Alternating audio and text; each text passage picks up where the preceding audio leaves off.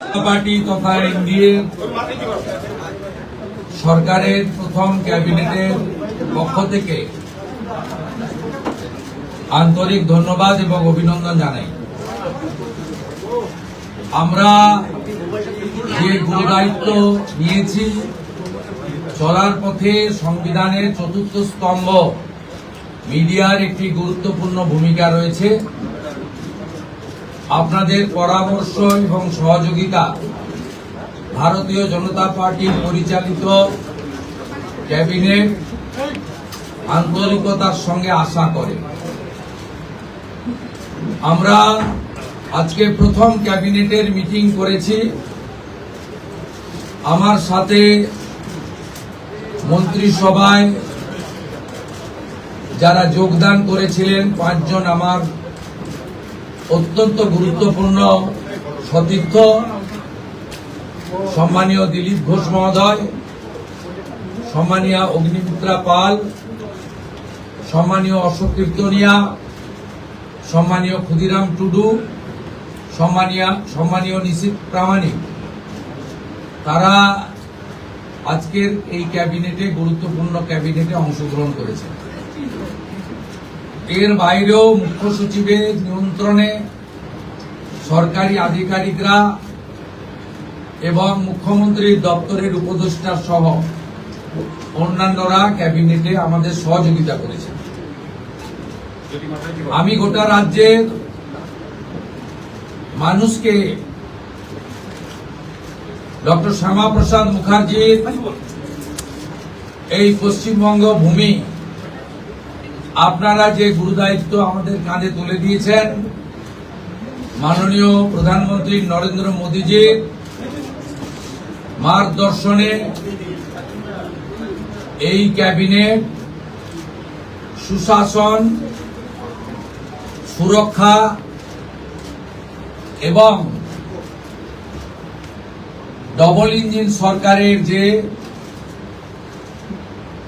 চলার পথ রয়েছে, যা অন্যান্য 20টি রাজ্যে চলছে, সেই পথে অগ্রসর হবে। এটা আমি পশ্চিমবঙ্গের দলমত নির্বিশেষে, বর্ণ ধর্ম নির্বিশেষে বাংলার জনগণকে আশ্বস্ত করতে চাই। এই মন্ত্রিসভা, এই সরকার for the party, by the party, of the party ব্যবস্থা তুলে দিয়ে সংবিধান প্রণেতা প্রাতঃস্মরণীয় ডক্টর বাবা সাহেব আম্বেদকরের সংবিধানের প্রধান যে ভাষা for the people, by the people, of the people ভিত্তিতে চলবে। এবারে কাজের কথায় আসি। আজকে আমরা ক্যাবিনেটে, প্রথম ক্যাবিনেটে 6টা সিদ্ধান্ত নিয়েছি। প্রথম, পশ্চিমবাংলার গণতন্ত্রের যে মহোৎসব হলো, দীর্ঘদিন বাদে মৃত্যুহীন, ভয়মুক্ত,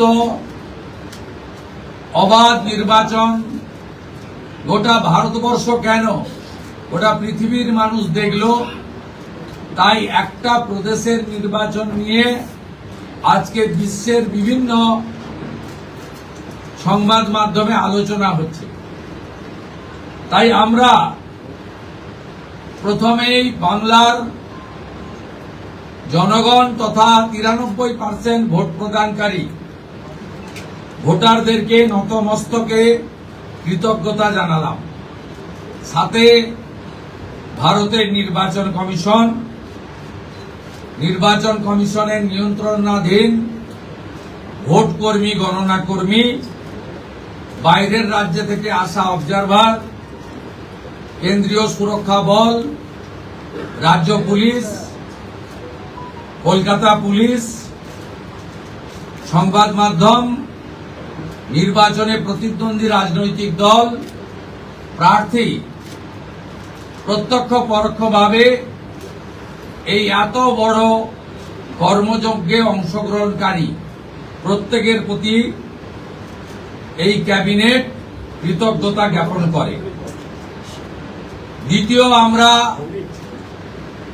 যাদের আত্মবলিদানের মধ্য দিয়ে বিজেপি সরকার প্রতিষ্ঠা হয়েছে, সেই ভারতীয় জনতা পার্টির অকালে ঝরে যাওয়া 321 জন যারা আত্মবলিদান করেছেন তাদেরকে শ্রদ্ধার সঙ্গে স্মরণ করেছি, সমবেদনা জানিয়েছি। তাদের পরিবারের প্রতি এই সরকার দায়বদ্ধ। তারা যেমন হত্যার বিচারও আশা করেন তা আমরা দেব, সাথে সাথে এই পরিবারগুলির সামাজিক এবং অন্যান্য কল্যাণকর সমস্ত দায় দায়িত্ব আমরা এই সরকার কাঁধে তুলে নিলাম। আমাদের দেশের সুরক্ষার প্রশ্ন, পশ্চিমবঙ্গের সুরক্ষার প্রশ্ন এবং যেভাবে জনবিন্যাস বদলে গেছে, আজকে আমরা প্রথম দিনই আমরা কেন্দ্রীয় স্বরাষ্ট্র দপ্তর তথা বিএসএফ এর সীমান্ত সুরক্ষিত করার জন্য জমি ট্রান্সফার প্রক্রিয়া আমরা আজকে অনুমোদন দিলাম এবং আজ থেকেই ল্যান্ড ট্রান্সফার প্রক্রিয়া শুরু হবে। ভূমি ও রাজস্ব সচিব তাকে এবং মুখ্য সচিবকে দায়িত্ব দেওয়া হলো 45 দিনের মধ্যে বিএসএফ এর প্রয়োজনীয় জমি হস্তান্তর সম্পূর্ণ করতে হবে, যা আমাদের কেন্দ্রীয় স্বরাষ্ট্রমন্ত্রী নির্বাচনের আগেই বলেছিলেন। এই কাজটা আজকে প্রথম ক্যাবিনেটে আমরা করলাম। মাননীয় প্রধানমন্ত্রী নরেন্দ্র মোদীজি তিনি বলেছিলেন প্রথম ক্যাবিনেট মিটিংয়ে আমরা আয়ুষ্মান ভারতে যুক্ত হব। আমরা আয়ুষ্মান ভারতে যুক্ত হলাম এবং সংশ্লিষ্ট দপ্তর কেন্দ্রীয় স্বাস্থ্য দপ্তরের সঙ্গে প্রয়োজনীয় যে এগ্রিমেন্ট অন্যান্য যে বিষয়গুলি রয়েছে সেটা স্বাস্থ্য সচিব, মুখ্যমন্ত্রীর দপ্তরের উপদেষ্টা এবং মুখ্য সচিব মিলিতভাবে অতি দ্রুত সম্পন্ন করবেন। অর্থাৎ আজ থেকে মাননীয় প্রধানমন্ত্রীর ঘোষিত পশ্চিমবাংলার মানুষের প্রতি যে কমিটমেন্ট আজকে ভারতীয় জনতা পার্টির ক্যাবিনেট সেটা সম্পূর্ণ করল। এর সাথে সাথে প্রধানমন্ত্রী জন আরোগ্য যোজনা, প্রধানমন্ত্রী ফসল বীমা যোজনা ক্রপ ইন্স্যুরেন্স, প্রধানমন্ত্রী স্কুলস ফর রাইজিং ইন্ডিয়া পিএমশ্রী, প্রধানমন্ত্রী বিশ্বকর্মা, বেটি বাঁচাও বেটি পড়াও, প্রধানমন্ত্রী উজালা যোজনা 3.0 এবং অন্যান্য কেন্দ্রীয় স্কিম বা সেন্ট্রাল গভর্নমেন্ট স্পন্সর্ড স্কিম আমরা যুক্ত হওয়ার সিদ্ধান্ত নিলাম। বিশ্বকর্মা যোজনায় আমাদের যারা বিশ্বকর্মা আছেন, হাতের কাজ করেন, আমাদের কামার কুমোর থেকে কুম্ভকার, স্বর্ণকার থেকে মালাকার থেকে তাঁতি থেকে নাপিত থেকে সবাই যারা 8,65,000 আবেদন করে রেখেছিলেন, আগের সরকার যাদের আবেদন জেলা শাসকদেরকে দিয়ে কেন্দ্রের এমএসএমই দপ্তরে পাঠাতে দেননি, আমরা দ্রুত ওই 8,65,000 পিটিশনকে পাঠানোর ব্যবস্থা নিলাম। আপনারা জানেন পশ্চিমবঙ্গে 11 কোটি মা বোন দিদি উজালা 1-2 তে বেনিফিটেড হচ্ছেন ভারতবর্ষে। পশ্চিমবঙ্গে 11 কোটির মধ্যে 1,29,00,000 পান, সবচেয়ে হাইয়েস্ট। 400 টাকা কম মূল্যে তারা গ্যাস ক্রয় করেন। প্রধানমন্ত্রী আরো 75 লক্ষ দেশে চালু করেছিলেন এবং বাংলার জন্য কোটা ছিল 15 লক্ষ। গ্রাহক বিতরণ কেন্দ্রে হাজার হাজার দরখাস্ত পড়ে থাকা সত্ত্বেও শুধু রাজনৈতিক কারণে এই পিটিশনগুলো ডিএমরা সংশ্লিষ্ট দপ্তরে কেন্দ্রীয় সরকারের কাছে পাঠায়নি। তাই আমাদের মা বোন দিদিরা বঞ্চিত হচ্ছিলেন। আমরা গ্রাহক বিতরণ কেন্দ্রে পড়ে থাকা সমস্ত পিটিশন অতি দ্রুততার সঙ্গে জেলা শাসকদের সংশ্লিষ্ট কেন্দ্রীয় পেট্রোলিয়াম ডিপার্টমেন্টে পাঠিয়ে দেওয়ার নির্দেশ দিলাম।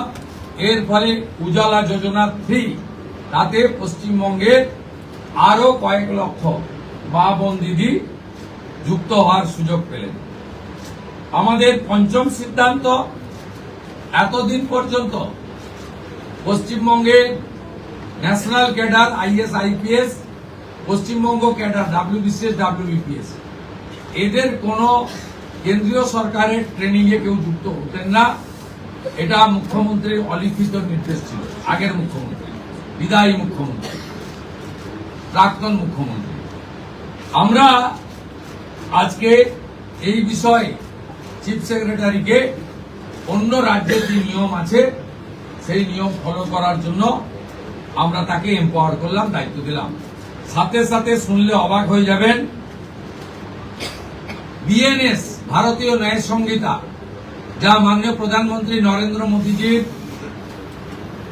নেতৃত্বে কেন্দ্রীয় স্বরাষ্ট্রমন্ত্রী মাননীয় অমিত শাহজি পার্লামেন্টে দুটো কক্ষে অনেক আগে অনুমোদন করেছেন, রাষ্ট্রপতি মহোদয়ের সই হয়েছে, রুল হয়ে গেছে। আমরা আশ্চর্য হয়ে গেছি যে এখানে বিএনএস কার্যকর করা হয়নি, অর্থাৎ অত্যন্ত অবৈধভাবে সংবিধানকে বৃদ্ধাঙ্গুষ্ঠ দেখিয়ে আগের সিআরপিসি আইপিসি চলছিল। আজ থেকে বিএনএস এ যুক্ত হল পশ্চিমবঙ্গ সংবিধান মেনে। আগের সিআরপিসি আইপিসি এই আইন আর থাকলো না। ভারতীয় ন্যায় সংহিতাতে আমাদের আজ থেকে কাজ শুরু হলো। এরও ছাড়পত্র ক্যাবিনেটের প্রথম দিলেন। ষষ্ঠ সিদ্ধান্ত, মাননীয় স্বরাষ্ট্র ও সমবায় মন্ত্রী অমিত শাহজি নির্বাচন প্রচারের রায়দিঘি থেকে বলেছিলেন যে 2015 সালের পরে পশ্চিমবঙ্গে কোনো রিক্রুটমেন্ট হয়নি, তাই প্রচুর শিক্ষিত যুবক যুবতীর বয়স চলে গেছে। 5 বছর এক্সটেনশন, মানে আবেদনের বয়সের ঊর্ধ্বসীমা ক্যাবিনেট মঞ্জুর করলো। এটাও আজকে আমরা করলাম। আজকে এই ক্যাবিনেট সিদ্ধান্তগুলো আমরা নিয়েছি। আমাদের আরো বেশ কিছু কমিটমেন্ট রয়েছে, যেগুলো ইতিমধ্যে আপনারা জানেন। আমরা পরবর্তী সোমবার আবার একটি ক্যাবিনেট মিটিং করব। সেক্ষেত্রে আমাদের আরো আমাদের আরজিকর সহ নারী নির্যাতনের বিষয়ে, প্রাতিষ্ঠানিক দুর্নীতির বিষয়ে, পে কমিশনের বিষয়ে, এরিয়া ডি এর বিষয়ে, এই যে বিষয়গুলি আছে আমরা পরবর্তী ক্যাবিনেটে সেগুলো করব। কারণ আমরা আমাদের যে অফিসিয়াল কাজকর্ম দেখে আমাদের খুব বেশি সময় আমরা পাইনি। আজকে প্রথম কাজের দিন সরকার গঠন হওয়ার পরে আপাতত যে কাগজগুলো রেডি ছিল তার উপরে ক্যাবিনেট আমরা এই সিদ্ধান্তগুলো নিয়েছি, কার্যকর হবে। আপনাদের মধ্যে বাংলার গণদেবতা জনতা জনার্দনকে